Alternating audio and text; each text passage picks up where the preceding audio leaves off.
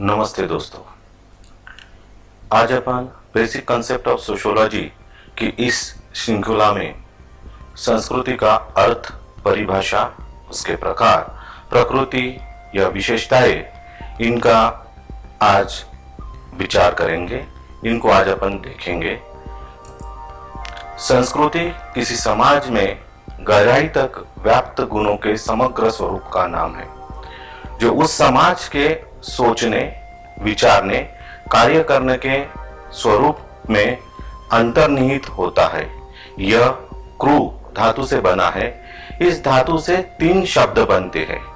प्रकृति की मूल स्थिति यह संस्कृति हो जाता है, और जब वह बिगड़ जाता है तो विकृत हो जाता है। अंग्रेजी में संस्कृति के लिए कल्चर शब्द प्रयोग किया जाता है, जो लैटिन भाषा के कट या कल्टस से लिया गया है, जिसका अर्थ है जोतना, विकसित करना या परिष्कृत करना और पूजा करना। संक्षिप्त में किसी वस्तु को यहां तक संस्कारित और परिष्कृत करना ही इसका अंतिम उत्पाद हमारी प्रशंसा और सम्मान प्राप्त कर सके। यह ठीक उसी तरह से है जैसे संस्कृत भाषा का शब्द संस्कृति। संस्कृति का शब्दार्थ है उत्तम या सुधारी हुई स्थिति। मनुष्य स्वभावतः ही प्रगतिशील प्राणी है। यह बुद्धि के प्रयोग से अपने चारों ओर की प्रकृति परिस्थिति को निरंतर सुधारता और उन्नत करता रहता है। ऐसे प्रत्येक जीवन पद्धति, रीति रिवाज, रहन सहन, आचार विचार, नवीन अनुसंधान और आविष्कार, जिससे मनुष्य पशुओं से, जंगलियों से के दर से ऊंचा उठता है तथा सभ्य बनता है। सभ्यता संस्कृति का अंग है। सभ्यता से मनुष्य के भौतिक क्षेत्र की प्रगति सूचित होती है, जबकि संस्कृति कल्चर से मानसिक क्षेत्र की प्रगति सूचित होती है। मनुष्य केवल भौतिक परिस्थितियों में सुधार करके ही संतुष्ट नहीं हो सकता। वह भोजन से ही नहीं जीता, शरीर के साथ मन और आत्मा भी है। भौतिक उन्नति से शरीर की भूख मिट सकती है, किंतु इसके बावजूद मन और आत्मा तो अतृप्त ही बने रहते हैं। इन्हें संतुष्ट करने के लिए मनुष्य अपना जो विकास और उन्नति करता है, उसे संस्कृति कहते हैं। मनुष्य की जिज्ञासा का परिणाम धर्म और दर्शन है। सौंदर्य की खोज करते हुए वह संगीत, साहित्य, कलाओं और उन्नति करता हुआ सुखपूर्वक निवास के लिए सामाजिक और राजनीतिक घटनाओं का निर्माण करता है। इस प्रकार मानसिक क्षेत्र में उन्नति की सूचक उसकी प्रत्येक सम्यक कृति संस्कृति का अंग बनती है। इनमें प्रधान रूप से धर्म, दर्शन, सभी ज्ञान, विज्ञान और कलाओं, सामाजिक तथा राजनीतिक संस्थाओं और प्रथाओं का समावेश होता है। संस्कृति का अर्थ एवं परिभाषा। प्रसिद्ध मानवशास्त्री एडवर्ड टायलर ने सन 1871 में प्रकाशित पुस्तक प्रिमिटिव कल्चर में संस्कृति के संबंध में सर्वप्रथम उल्लेख किया है। टायलर मुख्य रूप से संस्कृति की अपनी परिभाषा के लिए जाने जाते हैं। इसके अनुसार संस्कृति वह जटिल समग्रता है जिसमें ज्ञान, विश्वास, कला, आचार, कानून, प्रथा और अन्य सभी क्षमताओं तथा आदतों का समावेश होता है, जिन्हें मनुष्य समाज के नाते प्राप्त करता है। टायलर ने संस्कृति का प्रयोग व्यापक अर्थ में किया है। इसके अनुसार सामाजिक प्राणी होने के नाते व्यक्ति अपने पास जो कुछ भी रखता है तथा सीखता है, वह सब संस्कृति है। इस परिभाषा में सिर्फ अभौतिक तत्वों का ही सम्मिलित किया गया है।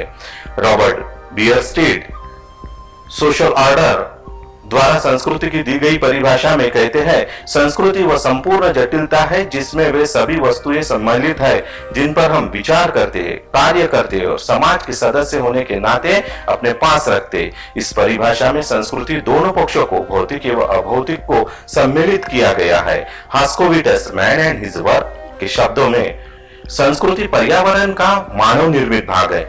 इस परिभाषा को स्पष्ट करते हुए पर्यावरण के 2 भाग बताए गए हैं। पहला भाग प्रकृति और दूसरा भाग सामाजिकता। सामाजिक पर्यावरण में सारी भौतिक और अभौतिक चीजें आती है जिनका निर्माण मानव द्वारा हुआ है। उदाहरण के लिए कुर्सी, टेबल, कलम, रजिस्टर, धर्म, शिक्षा, ज्ञान, नैतिकता आदि। हास्कोविटस ने इसी सामाजिक पर्यावरण को मानव द्वारा निर्मित है को संस्कृति कहा है। बोगार्स के अनुसार किसी समूह के कार्य करने के और विचार करने के सभी तरीकों का नाम संस्कृति है। इस पर आप ध्यान दें कि बोगार्स ने भी बियरस्टेड की तरह ही अपनी भौतिक एवं अभौतिक दोनों पक्षों पर बल दिया है। मेलोनियस्की कहते हैं संस्कृति मनुष्य की कृति है, वह एक साधना है जिसके द्वारा वह अपने लक्ष्यों की प्राप्ति करता है। आपका कहना यह है कि संस्कृति जीवन व्यतीत करने की एक संपूर्ण विधि है जो व्यक्ति के शरीर, मानसिक एवं अन्य आवश्यकताओं की पूर्ति करता है। संस्कृति के प्रकार। अकबर और नेमकाप ने संस्कृति के दो प्रकार की चर्चा की है, भौतिक संस्कृति एवं अभौतिक संस्कृति।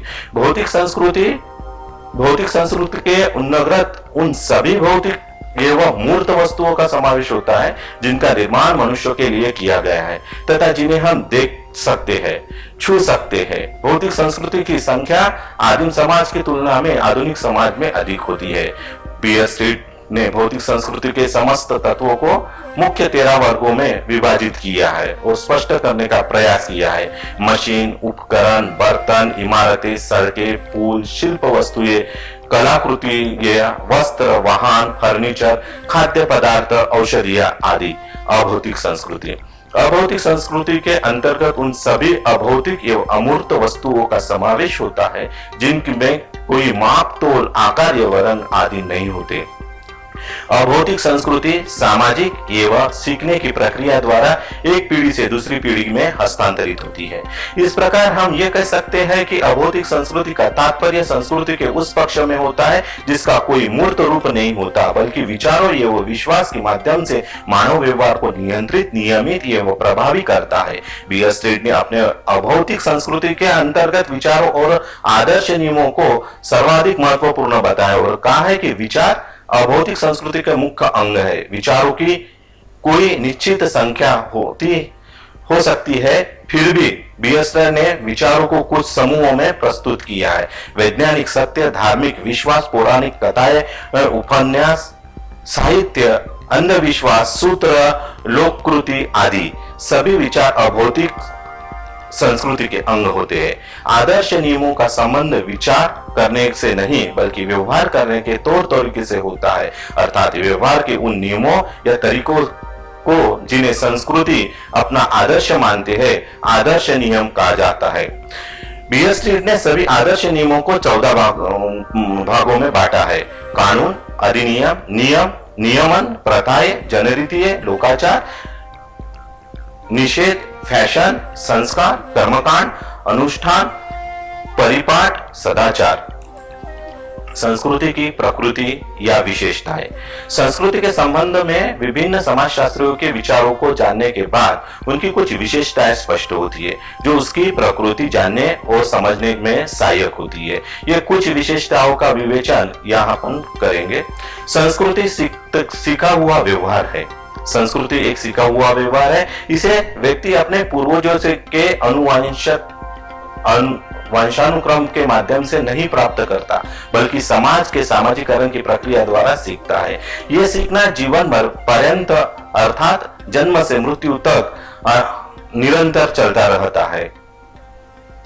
आपको जानना आवश्यक है कि संस्कृति सीखा हुआ व्यवहार है, किंतु सभी सीखे हुए व्यवहार को संस्कृति नहीं कहा जा सकता है। पशुओं द्वारा सीखे गए व्यवहार को संस्कृति नहीं कहा जा सकता क्योंकि पशु जो कुछ भी सीखते हैं उसे किसी अन्य पशुओं को नहीं सिखा सकते। संस्कृति के अंतर्गत वे आदतें और व्यवहार के तरीके आते हैं जिन्हें सामान्य रूप से समाज के सभी सदस्यों द्वारा सीखा जाता है। इस संदर्भ में लुंडमार्क ने कहा है कि संस्कृति व्यक्ति की जन्मजात प्रवृत्ति अथवा प्राणी शास्त्रीय विरासत से संबंधित नहीं होती, वरन वह यह सामाजिक सीख एवं अनुभवों पर आधारित होती है। संस्कृति सामाजिक होती है। संस्कृति में सामाजिकता का गुण पाया जाता है। संस्कृति के अंतर्गत पूरे समाज एवं सामाजिक संबंधों का प्रतिनिधित्व होता है। इसलिए यह कहा जा सकता है कि किसी एक या 2-4 व्यक्तियों द्वारा सीखे गए व्यवहार को संस्कृति नहीं कहा जा सकता। कोई भी व्यवहार जब तक समाज के अधिकतर व्यक्तियों द्वारा नहीं सीखा जाता तब तक वह संस्कृति नहीं कहलाया जा सकता। संस्कृति एक समाज की संपूर्ण जीवन विधि, वे ऑफ लाइफ का प्रतिनिधित्व करती है। यही कारण है कि समाज का प्रत्येक सदस्य संस्कृति को अपनाता है। संस्कृति सामाजिक इस अर्थ में भी है कि यह किसी व्यक्ति विशेष या दो चार व्यक्तियों की संपत्ति नहीं है। यह समाज के प्रत्येक सदस्य के लिए होती है और अंततः इसका विस्तार व्यापक और सामाजिक होता है। संस्कृति हस्तांतरित होती है। संस्कृति के इस गुण के कारण ही संस्कृति एक पीढ़ी से दूसरी पीढ़ी में जाती है और इसमें पीढ़ी दर पीढ़ी के अनुभव एवं सूझ जुड़े जाते हैं। इससे संस्कृति में थोड़ा बहुत परिवर्तन एवं परिमार्जन होता रहता है। संस्कृति के इसी गुण के कारण मानव अपने पिछले ज्ञान एवं अनुभव के आधार पर आगे नई चीजों का आविष्कार करता है। आपको यह समझना होगा कि पशुओं में भी कुछ कुछ सीखने की क्षमता होती है, लेकिन वे अपने सीखे हुए को अपने बच्चों और दूसरे पशुओं को नहीं सिखा पाते। यही कारण है कि बहुत कुछ सीखने की क्षमता रहने के बाद भी उनके संस्कृति का विकास नहीं हुआ है। मानव भाषा एवं प्रतीकों के माध्यम से बहुत ही आसानी से अपने संस्कृति का विकास एवं विस्तार करता है तथा एक पीढ़ी से दूसरी पीढ़ी में हस्तांतरित भी करता है। इससे संस्कृति की निरंतरता भी बढ़ती रहती है। संस्कृति मानव आवश्यकताओं की पूर्ति करती है। संस्कृति में मानव आवश्यकता पूर्ति करने का गुण होता है। संस्कृति की छोटी से छोटी इकाई भी प्रत्यक्ष या अप्रत्यक्ष रूप से मनुष्य की आवश्यकता की पूर्ति करती है। ये पूर्ति करने की मदद करती है। कभी कभी संस्कृति की कई इकाइयां बाहरी तौर पर निरर्थक या अप्रकार्य प्रतीत होती है, लेकिन संपूर्ण ढांचे से उसका महत्वपूर्ण स्थान होता है। मोलिनोव्स्की के विचार प्रसिद्ध मानव शास्त्री मेलोनियास्की का कथन है कि संस्कृति के छोटे से छोटे तत्व का अस्तित्व उसके आवश्यकता का पूर्ति करने के गुण पर निर्भर करता है।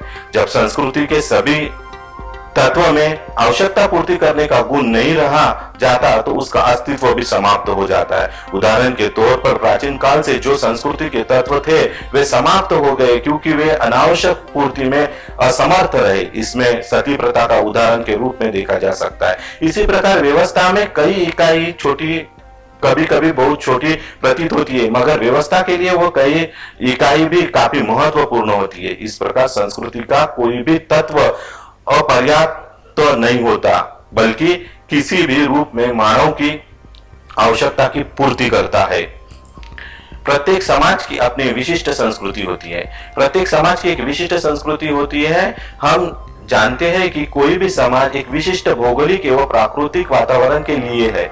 इसी के अनुरूप सामाजिक वातावरण एवं संस्कृति का निर्माण होता है। उदाहरण के तौर पर पहाड़ पर जीवन यापन करने वाले लोगों का भौगोलिक पर्यावरण मैदानी लोगों के भौगोलिक पर्यावरण से अलग होता है। इसी प्रकार इन दोनों स्थानों में रहने वाले लोगों को आवश्यकताएं अलग अलग होती है, जैसे खान पान, रहन सहन के तरीके, नृत्य, गायन, धर्म आदि। अतः दोनों की संस्कृति भौगोलिक पर्यावरण के सापेक्ष में आवश्यकता के अनुरूप विकसित होती है। संस्कृति में अनुकूलन का गुण होता है। संस्कृति की एक महत्वपूर्ण विशेषता होती है, यह समय के साथ आवश्यकताओं को अनुकूलित हो जाती है। संस्कृति समाज के वातावरण एवं परिस्थितियों के अनुसार होती है। जब वातावरण एवं परिस्थितियों में परिवर्तन होता है तो संस्कृति भी उसके अनुसार अपने को ढालती है। यदि यह विशेषता एवं गुण न होता तो संस्कृति का अस्तित्व ही नहीं रह जाता। संस्कृति में समय एवं परिस्थिति के अनुसार परिवर्तन होने से ही उसकी उपयोगिता समाप्त नहीं हो पाती है। संस्कृति अधिसवयवी है। मानव ने अपने मानसिक एवं शारीरिक क्षमताओं के प्रयोग द्वारा संस्कृति का निर्माण किया है, जो सवयव से ऊपर है। संस्कृति में रहकर व्यक्ति का विकास होता है और फिर मानव संस्कृति का निर्माण होता है, जो मानव से ऊपर हो जाता है। मानव की समस्त क्षमताओं का आधार सवयवी होता है, किंतु इस संस्कृति को अधिसवयव से ऊपर हो जाती है। इसी अर्थ में संस्कृति को अधिसवयवी वही कहा गया है। संस्कृति अधिवैयक्तिक है। संस्कृति की रचना और निरंतरता दोनों की किसी व्यक्ति विशेष पर निर्भर नहीं है, इसलिए यह अधिवैयक्तिक सुपर इंडिविजुअल है। संस्कृति का निर्माण किसी व्यक्ति विशेष द्वारा नहीं किया गया है, बल्कि संस्कृति का निर्माण संपूर्ण समूह द्वारा होता है। प्रत्येक सांस्कृतिक इकाई का अपना एक इतिहास होता है जो किसी एक व्यक्ति से परे होता है। संस्कृति सामाजिक आविष्कार का फल है, किंतु यह आविष्कार किसी एक व्यक्ति के मस्तिष्क की उपज नहीं है। संस्कृति में संतुलन तथा संगठन होता है। संस्कृति के अंतर्गत अनेक तत्व एवं खंड होते हैं, किंतु ये आपस में पृथक नहीं होते, बल्कि इसमें अंतर संबंध तथा अंतर निर्भरता पाई जाती है। संस्कृति की प्रत्येक इकाई एक दूसरे से अलग हटकर कार्य नहीं करती, बल्कि सब सम्मिलित रूप से कार्य करते हैं। इस प्रकार से संतुलन एवं संगठन से संस्कृति ढांचे का निर्माण होता है। संस्कृति समूह का आदर्श होती है। प्रत्येक समूह की संस्कृति उस समूह के लिए आदर्श होती है। इस तरह की धारणा सभी समाज में पाई जाती है। सभी लोग अपने ही संस्कृति को आदर्श समझते हैं तथा अन्य संस्कृति की तुलना में अपनी संस्कृति को उच्च मानते हैं। संस्कृति इसलिए भी आदर्श होती है कि इसका व्यवहार प्रतिमान किसी व्यक्ति विशेष का न होकर सारे समूह का व्यवहार होता है। संस्कृति मनुष्य द्वारा निर्मित है। संस्कृति का तात्पर्य उन सभी तत्वों से होता है जिनका निर्माण स्वयं मनुष्य ने किया है। उदाहरण के तौर पर धर्म, विश्वास, ज्ञान, आचार, व्यवहार के तरीके एवं तरह तरह की आवश्यकताओं के साधन अर्थात कुर्सी, टेबल आदि का निर्माण मनुष्य द्वारा किया गया है। इस तरह यह सभी संस्कृति, हास्कोविटस ने कहा है कि संस्कृति पर्यावरण का मानव निर्मित भाग है। आज अपन ने यहाँ पे संस्कृति का अर्थ, उसकी परिभाषाएं, उसकी विशेषताएं यहाँ पे देखी। आने वाले समय में और भी अपन बेसिक कंसेप्ट ऑफ सोशियोलॉजी के संदर्भ में विविध संज्ञाओं का यहाँ पर उल्लेख करेंगे। मेरा आपसे निवेदन है कि आप इस चैनल को सब्सक्राइब कीजिए और इस वीडियो को लाइक कीजिए। धन्यवाद।